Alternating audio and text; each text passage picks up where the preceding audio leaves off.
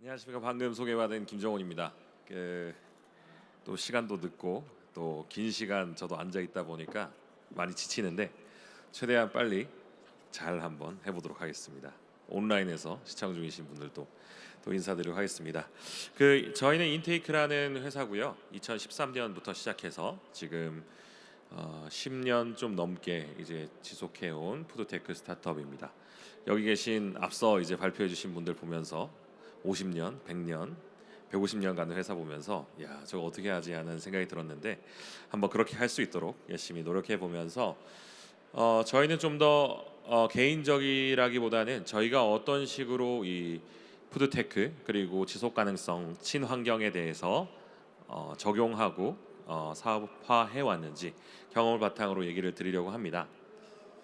먼저 저희가 다양한 제품들을 만들어 왔는데 2013년 제일 처음 만들어졌던 제품은 저 닥터너츠라는 견과 제품이었습니다. 저기부터 시작해서 하나하나 모닝죽 그리고 밀스 그리고 슈가로로 그리고 바이탈워터, 이노센트와 같은 제품들을 만들어 왔습니다.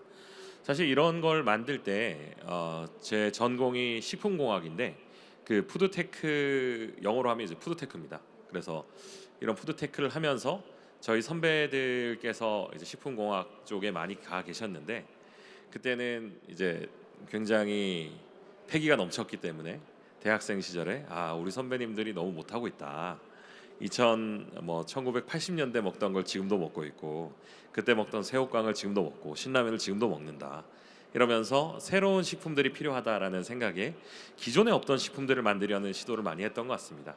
저기 있는 그 견과류 제품도 사실 그때는 없었던 제품에 새로운 스트림을 잘 탔었던 것 같고요. 그리고 모닝죽 제품 또한 아침에 먹을 수 있는 죽, 그리고 그 옆에 있는 밀스 같은 제품은 한 끼를 대신할 수 있는 완전 영양 식품을 간편하게 대신하는 것. 그리고 2019년부터 집중해 왔던 건 대체 당류 음료였고요. 18년, 19년 정도였던 것 같습니다. 2019년부터는 이제 대체육 쪽에 좀 집중을 하며 사업화를 진행해 나가고 있습니다. 네, 그래서 대체 식품에 대해서 저희가 좀 오늘 말씀을 드리고자 하는데요. 친환경적인 부분에서 가장 대체 식품이 관련이 많다라고 생각해서 이 부분을 좀 설명드리고자 합니다. 대체 식품이라고 하면 아마 뭐 알고 계신 분도 계시겠지만 계신 분들도 계실 테니 말씀드리면 다양한 식자원에 대한 이슈들이 그리고 환경 위기, 개인 영양, 그리고 동물 복지 등등이 이제 영향을 주면서 대체 식품이 각광을 받기 시작했습니다. 그래서 저희 인테이크가 다루고 있는 이 대체식품이라고 부르는 영역에서 저희는 대체당, 대체유, 대체육, 대체란 그리고 미생물 단백 쪽을 다루고 있다라고 봐주시면 될 것 같습니다. 이 푸드테크가 뭐냐라는 정의를 하기 위해서 제가 굉장히 시간을 많이 썼거든요. 왜냐하면 푸드테크라는 것들이 최근에 얘기가 많이 나오고 있는데 그래서 푸드테크가 무엇이냐를 굉장히 정의해 주는 분들이 많이 안 계시더라고요. 그래서 저는 제 나름대로 푸드테크를 정의하기 위해서 많은 노력을 했고 여기 테크가 있어야 되는데 테크가 사라져 버렸네요. 네, 저거는 제가 실수로 지운 것 같은데 가운데 푸드 플러스 테크가 어떤 식으로 나누어지냐에 대한 얘기였던 것 같습니다. 그 외부적인 변수들이 많이 변했던 것 같습니다. 식품에 있어서 외부적인 변수들이 많이 변했고요. 기후 위기 그리고 세계 인구가 증가하고 한국은 뭐 인구가 감소한다고 하는데 세계 인구는 계속 증가해서 2050년은 100억까지 이제 증가할 것으로 예상하고 있습니다. 그러면서 식자원 요구가 늘어나고 있고요. 식량 공급 사슬 및 그리고 이런 것에 대한 위협이 일어나는 것을 우크라이나 전쟁 혹은 저희가 코비드 때 경험할 수 있었습니다. 이것이 왼쪽 부분은 식품을 둘러싼 저희의 환경의 변화라고 한다면 오른쪽에는 테크와 관련된 부분입니다. 굉장히 이렇게 돼버렸는데 이제 AI 기술이 대두되고 기술 간 융합 그리고 자동화, 디지털화, 초연결성 그리고 바이오 기술이 개발되면서 예전에는 식품에 없었던 문제들이 새로 생기고 그런 것들을 새로운 기술로 해결하는 것들이 푸드테크가 아닐까라고 생각했습니다. 그래서 왼쪽에 있는 것은 새로운 문제가 뉴 프로블럼이 생기고 오른쪽에 뉴 솔루션이 생긴 것을 푸드테크로 저희가 정의를 하고 있습니다. 이 장표가 아마 뒤에서도 나올 텐데요. 뒤에도 똑같이 나올 생각하는 좀 아찔한데 여기가 푸드고 여기가 테크다라고 이해해 주시면 될 것 같습니다. 그래서 이 관점에서 저희가 어떤 것에 집중할까를 봤을 때 식물성, 미생물, 그리고 대체당 기반 식품 이렇게 세 가지에 집중했습니다. 오늘은 친환경이라는 측면에서 저희가 식물성 대체 식품 그리고 그 중에 대체 육이라는 부분에 좀 집중해서 말씀을 드리고자 합니다. 뭐 이제는 뭐 너무 잘 아시는 얘기겠지만 저희 3월 이게 이제 3월 기사인데요. 4월 기사죠. 3월까지 세계 기온이 산업화 이전에 비해서 가장 높은 달들이 10개월 연속으로 경신됐다라는 얘기입니다. 저희가 무슨 얘기냐면은 산업화 이전에 비해서 그 평균 온도를 월별 평균 온도를 잽니다.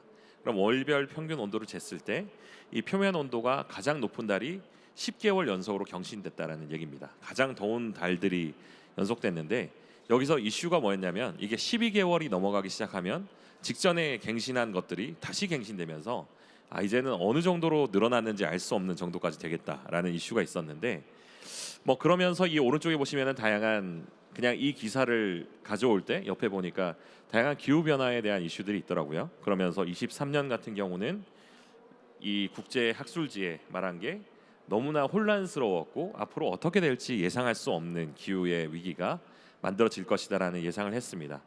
이때 이 3월 달까지 10개월 연속 경신된 것은 7월 달에 이제 다행히 이 연속으로 된 것이 꺾입니다.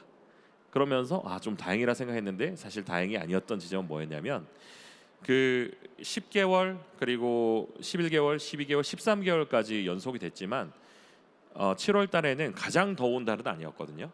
하지만 산업화 이후로 역사상 가장 더운 날을 2번 경신하게 됩니다. 그리고 여기 보시면은 저기 가장 빨간색으로 있는 저 날 17.0 옆에서 보니까 잘 안 보이는 06, 09로 아마 돼 있을 겁니다. 저 날이 산업화 이후로 가장 더운 날입니다. 저 날이 지구상에서 가장 더운 날이었고 저 날이 돼서 이제 그 굉장히 큰일 났다라고 생각했는데 그러고 나서 며칠 뒤에 7월 25일로 아마 기억하는데요. 거기서 다시 0.15도가 더 높아지면서 가장 더운 날이 갱신됩니다. 그러면서 이분이 이제 그 유엔 사무총장인데 이분이 나와서 이제 우리는 터보 체인지가 필요하다. 이거에 대해서는 새로운 변화가 필요하다라고 이제 얘기할 정도로 굉장히 시급한 문제로 인식되고 있습니다.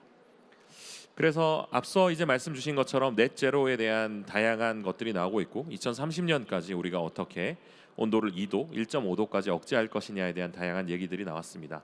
하지만 이 추이로 보면 2033년이면 우리가 말했던 1.5도 이상을 그 산업화 이전의 온도에 비해 1.5도를 높아질 것으로 보이고 그렇게 되면 2도 이상의 온도까지 올라가는 것은 굉장히 급격하게 이루어질 것이라는 예상을 하고 있습니다. 이 측면에서 가장 각광받았던 것이 이제 전기차입니다. 전기차의 산업의 같은 경우는 내연기관이 발생하는 그 그린하우스 가스 이펙트를 최소화하고자 하는 부분에서 각광을 받기 시작하고 이런 부분에서 빠르게 성장했던 것이 전기차입니다. 대체 단백 그리고 식물성 단백 그리고 미생물 단백, 배양육 등도 똑같은 이유로 같이 이제 각광을 받기 시작하는데요. 사실 뭐 아시는 분도 계시고 모르시는 분도 계시겠지만 제가 처음 봤을 때 가장 인상적이었던 부분은 저희가 자동차 그리고 대중교통 그리고 모든 교통에서 나오는 그린하우스 가스 이펙트보다 사실은 축산에서 나오는 것들이 훨씬 더 그 영향력이 크다는 것이었습니다. CO2가 많이 나오는 건 당연하고요. 메탄이 많이 나오고 아질산 관련된 것들이 많이 나오면서 실제로 유발하는 개수는 훨씬 더 큰 것을 확인할 수 있었습니다. 뿐만 아니라 거기서 나오는 이제 푸드 웨이스트까지 하면 훨씬 더 큰 양의 그린하우스 가스 이펙트를 생산한다라고 저희가 볼 수 있었고요. 그러면서 저희가 처음에 집중했던 것은 그러면 이 대체육이라는 것들을 한번 만들어 보자라고 아무것도 모른 채로 이제 2019년에 시작하게 됩니다. 2019년에 시작했을 때 저희가 뭘 만들까를 먼저 고민했습니다. 이런 식품들이 없는 상황에서 어떤 식품을 우리가 만들었을 때 과연 소비가 될 것이냐라는 기준으로 만들었고 그래서 해외 사례를 많이 조사했을 때 가장 먼저 봤던 것이 이 이케아에 나온 미트볼이었습니다. 여러분 아마 이케아 가시면은 미트볼을 아마 드실 텐데 한국에서는 안 먹나요? 제가 기억이 안 나네요. 그래서 그 미트볼 제품이 굉장히 잘 나가는데 이 미트볼을 식물성으로 만든 제품이 판매되고 있는 걸 봤고 충분한 세일즈가 있는 걸 보고 저희가 그러면 미트볼 형태의 볼로 베지터블 볼을 만들어 보자라는 것이 2019년의 시작이었습니다. 그래서 이렇게 다양한 소비자 피드백을 받으면서 저희가 보니까 뭐 팔라펠이라는 단어들이 계속 빈발하더라고요. 그래서 이런 것들은 한국에선 없었던 건데 어떤 건지 보니까 중동에서 나온 고로케 같은 거더라고요. 그래서 고기를 대신해서 중동에서 먹는 병아리 콩으로 만든 음식인데 좀 뭐 분위기를 환기하기 위해서 얘기를 드리면 그 튀기고 나면 피카츄 돈가스 향이 납니다. 그 세대는 잘 안 계신가 보네요. 네, 피카츄 돈가스 맛이 나는데 굉장히 이 돈가스나 고로케를 튀긴 향이 나서 이 육류를 대체하기에 좋은 제품이라는 생각을 저희가 해서 제품화를 했고 사실 그 당시에 HMR 형태로 만들 수 있는 첫 그 팔라펠이라서 굉장히 인기가 많은 제품이었습니다. 그래서 다양하게 좋은 호응도 받고 다양하게 드시는 형태를 보면서 저희도 이거는 이제 시도하면 된다라고 해서 이렇게 다양한 제품들을 이제 5개월, 6개월 내에 막 출시하기 시작합니다. 옆에 있는 게 치킨 너겟이고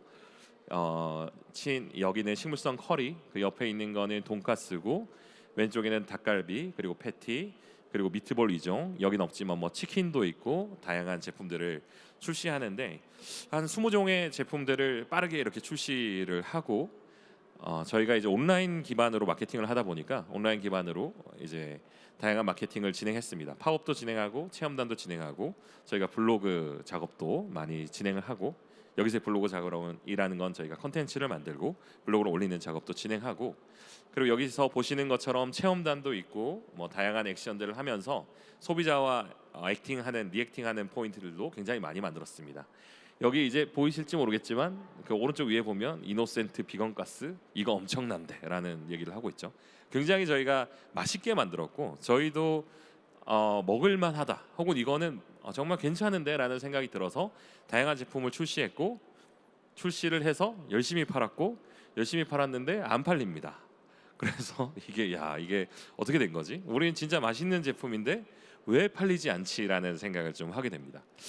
그래서 이게 뭔가 넘어야 될 이슈가 분명히 존재하는 것 같다라는 생각을 하면서 그러면은 우리가 다른 제품을 만들 때는 어떻게 만들지라는 생각을 좀 해봤던 것 같습니다. 저희가 기존의 제품을 만들 때는 저런 어떻게 보면 좀 나이브하고 날 것의 질문을 많이 했던 것 같습니다. 이거 꼭 먹어야 돼? 아니면 먹을 필요가 있어? 아니면 이건 누가 언제 왜 어떻게 먹고 지금 어떻게 먹고 이게 뭐 문제가 있는 거야? 우리가 왜 해야 되지? 라는 것들을 계속 이제 진행하면서 진행해 왔는데 식물성 대체육을 만들 때는 이걸 만든다는 거에 너무 집중했던 것 같습니다. 이걸 만들어서 이런 질문들을 하기보다는 일단 만들어 보자에 집중했다라는 생각이 들어서 저희가 굉장히 이제 심사숙고를 하면서 저희 자신을 돌아볼 때 이런 문제가 있었던 것 같습니다. 다음 넥스트 제너레이션이 식물성 식품을 먹는다면 왜 먹어야 하는지 그리고 먹을 필요가 있는지에 대해서 우리가 명확하게 제시해 주지 못했다라는 생각이 들었습니다. 예전에는 저희가 선반에만 나가 있으면은 결국 그 중에서 선택하는 제품이었는데 지금은 선반에 있는 제품이 아니라 정말 무한의 선반에서 선택하는 시대가 되니까 꼭 먹어야 될 제품이면 비싸도 사지만 꼭 먹을 이유가 없는 제품이면 싸도 사지 않는 것이었습니다. 저희가 이제 내부적으로 평가해보고 박람회나 다양한 것들 갔을 때 느꼈던 지점은 뭐였냐면 식물성 제품은 다들 먹었을 때 먹을만 하네라는 반응이 나옵니다. 이거 괜찮네. 이거 먹을만 하네. 이거 나쁘지 않네. 이 정도면 돈 주고도 사겠는데 라는 얘기를 하는데 저희가 온라인에서 어떤 제품들을 어떻게 사는지를 생각해 보시면 사실은 이제는 달라진 거죠. 우리가 온라인에서 어떤 제품을 구매할 때 이거는 뭐 나쁘지 않네라는 제품을 구매하지 않습니다. 이제는 정말 구매하고 싶은 제품만 구매하고 있더라고요. 저부터 그렇게 하고 있고 모든 온라인 사이트에 가서도 1, 2, 3순위까지는 정말 판매되는 제품인데 4순위, 5순위부터는 거의 판매되지 않는 제품이 되는 걸 보고 있었습니다. 그래서 이제 대체육의 문제는 꼭 사야 될 이유가 없는 제품이거나 현재에는 그러면 어떻게 하면 꼭 사야 될 이유를 만들 수 있을까라는 생각에 좀 더 집중하기로 했습니다. 아마 뭐 이 네슬레가 차오고 있는 EU나 아니면 미국 시장에서는 좀 다를 수 있을 것 같습니다. 충분히 비건 시장이 성숙해 있고 그로 인해 충분한 소비력이 있다라고 했을 때 한국에서는 이미 두부나 아니면 다른 식물성 식품이 많은 상황에서 왜 식물성으로 고기 형태의 제품을 사야 되는지에 대한 소구가 아직은 저희가 부족했고 그리고 수출에서도 그걸 명확히 보여주지 못했다라고 생각했습니다. 그래서 여기서부터는 저희가 어떤 식으로 이제 접근하느냐에 대해서 여기 잘 정리해 놓은 장표가 있어서 한번 가져왔는데 결국은 디맨드 수요에서의 모멘텀 그리고 공급에서의 모멘텀 그리고 외부적인 요건이 있어야 이런 것들이 잘 성장할 수 있겠다. 이것은 비단 대체육뿐만 아니라 모든 대체식품 그리고 새로운 기술들이 이럴 것이라는 생각을 했습니다. 그래서 지금 보면 저희는 이 대체육이라는 제품이 1번에 트리거가 되고 이번에 피크까지 갔다가 지금 저 슬로프 이 가장 이 환상이 깨져서 이 밑에 있는 상황인 것 같습니다. 저 밑에서 올라가는 업턴에 있냐 아니면 다운턴에 있냐는 아직 아무도 모르지만 결국은 이 골짜기를 올라갈 만한 동력이 새롭게 필요하다는 생각을 하고 있습니다. 이것을 어떻게 적용하느냐가 결국은 친환경이고 환경에 좋다라고 생각하는 이 대체육 혹은 대식물성 식품들이 시장에서 온전히 받아들여지느냐를 결정할 수 있을 것 같은데요. 그래서 이 문제를 어떻게 해결할 것인가에 대해서 저희는 집중하기 시작합니다. 그래서 다양한 사례들을 좀 보는데 제일 처음 했던 접근이 이게 맛으로는 안 되면은 아예 성능으로 승부하자라는 접근이었습니다. 그러면은 아예 단백질을 식물성 단백질을 동물성 단백질과 동일한 가격에 더 많이 섭취할 수 있는 걸 컨셉으로 가보자. 이거는 식물성 단백질이 동물성 단백질과 동일했을 때 차이점은 뭐냐면 동물성 단백질은 올릴 수 있는 한계가 있는데 식물성 단백질은 동물성 단백질 대비 더 높은 단백질을 함유하게도 만들 수 있다는 점이었습니다. 제가 그렇게 만들고 이 제품을 그러면 프로틴 소스로서 이걸 한번 적용해 보자라는 시도가 이제 닭가슴살 큐브라는 제품이었습니다. 그래서 다양하게 전략을 짜고 굉장히 이제 열심히 푸시를 해서 잘 팔렸어야 되지만 거기서 이제 잘 팔리진 않았는데 뭐냐면 이제 충분히 시장에 어떤 임팩트를 줬다라고 생각하는데 여기서 좀 아까웠던 지점은 뭐였냐면 그 식물성 닭가슴살 큐브라는 걸로 포지션했을 때 식물성 닭가슴살이 뭐야라는 질문이 나온 거였습니다. 이게 닭가슴살이야? 아니면 식물성이야? 이거에 대해서 어려움이 있다 보니까 고객이 이해하는데 에듀케이션 코스트가 많이 들었다는 점입니다. 저희는 이 시도는 분명히 의미가 있었지만 어떤 식으로 다시 파인 튜닝을 해서 다시 소비자와 커뮤니케이션 해야 될지를 고민하고 있는 제품이라고 봐주시면 될 것 같습니다. 두 번째는 아마 이 코엑스 밑에도 아직 있을 텐데 그 신세계에서 하고 있는 좋은 사례라고 생각해서 가져왔습니다. 이 You Are What You Eat이라는 레스토랑 형태에서 이제 식물성 식품을 제공하는데 여기서는 사실 식물성 식품이라는 것을 얘기하지 않습니다. 여기서만 그냥 식물성 플랜트 베이스드 푸드를 얘기하고 나머지는 그냥 캐주얼하게 우리가 한 끼를 먹을 때 충분히 갈 만한 레스토랑 형태로 음식을 제공하고 있습니다. 그래서 가보시면 이렇게 예쁜 집기와 커틀러리 그리고 누가 봐도 맛있어 보이는 트러플 뭐 짜장면 아니면 짜조 같은 것들 하면서 맛있게 먹을 수 있는 것들 사이에 식물성 식품들을 하나하나씩 레스토랑에서 제공하는 형태로 제공합니다. 그러면 이거는 식물성 식품을 먹기 위해서가 아니라 한 번 가볼 만한 식당으로서는 충분히 어필할 수 있다 라는 생각이 들었는데 이게 굉장히 신세계에서 똑똑하게 한 지점이라고 생각하고 저희가 이 문제를 해결하기 위한 한 가지 수단으로 생각할 수 있을 거라고 판단했습니다. 다른 사례 같은 경우는 미국의 사례인데요. 미국에서 이제 다양하게 똑같이 레스토랑의 형태로 단일 제품이 아니라 이렇게 함께 먹을 수 있는 볼 형태로 제공하고 있는 다양한 제품들을 볼 수 있었고 좀 인상적이었던 거는 임파서블 푸즈의 접근이 좀 인상적이었던 것 같습니다. 여기서 이제 커머셜에서 보시는 내용은 뭐냐면은 결국 햄버거와 임파서블 버거가 서로 대화를 하는 내용인데 여기 보시면 네가 식물이야? 라고 하면 나 식물인데 너는 고기 아니네 그럼 나 고기인데 너는 식물인데 고기야? 정확하다. 너는 고기 맛 안 나지 않아? 나 완전 고기 맛 나지. 라는 이런 뭐 대화를 하면서 뭐 이제 나중에는 그래도 나 네가 무슨 말 하는지 모르겠다라고 하면 사실 나는 네가 가지고 있는 콜레스테롤이나 카본 이펙트가 없어라고 하면은 뭐 여기서 아유 이제 건방지게 구는구만 하고 이제 얘기가 끝나는 얘기인데, 뭐냐면은 여기서는 아예 플랜트를 새로운 형태의 미시라고 제공하는 겁니다. 뭐 쉽이든 아니면 카우든 카우든 아니면 피그든 그 중에 하나가 그냥 플랜트라는 접근으로 접근하는 시도인데, 이게 굉장히 좀 의미 있다는 생각을 했습니다. 예전에는 그 임파서블 푸즈가 빨간색과 가장 보색되는, 그래 반대되는 색깔이어서 눈에 띄는 컬러를 이 연두색 컬러를 썼었는데, 지금은 좀 더 마켓 프렌들리하게 좀 더 먹고 싶은 형태까지 이제 제품을 변경한 것 같습니다. 여기서 좀 재밌었던 지점 혹은 인사이트를 얻을 수 있을 만한 지점은 저 두 가지였는데, 첫 번째는 왼쪽 제품입니다. 왼쪽 제품은 비플 라이트라는 제품이고, 오른쪽은 인덜전트 버거라는 제품입니다. 왼쪽은 똑같은 소고기인데 75% 포화 지방이 적어라는 컨셉이었고요. 오른쪽은 그런 거 상관없고 이건 주시하고 띠크하고 맛있는 패티야라는 쪽에 온전히 집중한 거였습니다. 그래서 이 뒤쪽을 보시면은 이 오른쪽 제품 같은 경우는 저기 보시면 토탈 세츄레이티드 팻을 저 한 장 먹었을 때 하루 먹어야 될 양의 85%를 섭취합니다. 전 저걸 보면서 야 저런 제품이 나올 수 있나라는 생각을 했는데, 근데 여기서는 하나의 꼭지가 명확하다라면 반드시 먹는다라는 것을 이것을 증명하기 위한 좋은 사례라고 저희는 생각했습니다. 그 다음에 나왔던 게 생각보다 시간이 짧아서, 제가 어제 열심히 한 보람 있게 시간이 짧아서 지금 굉장히 빨리 나가고 있는데, 이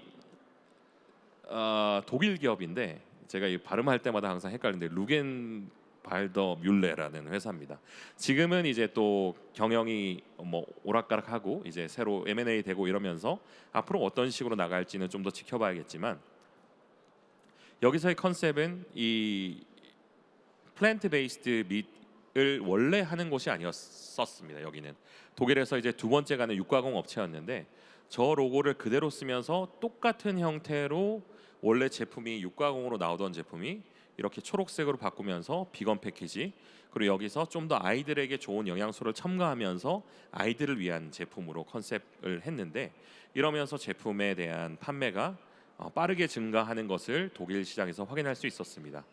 이런 것들처럼 정말 기존의 육가공 업체들이 식물성 식품을 다루기 시작하면서 콜라보하는 것도 이 시장을 뚫어내기 위한 좋은 시도라고 할 수 있을 것 같습니다.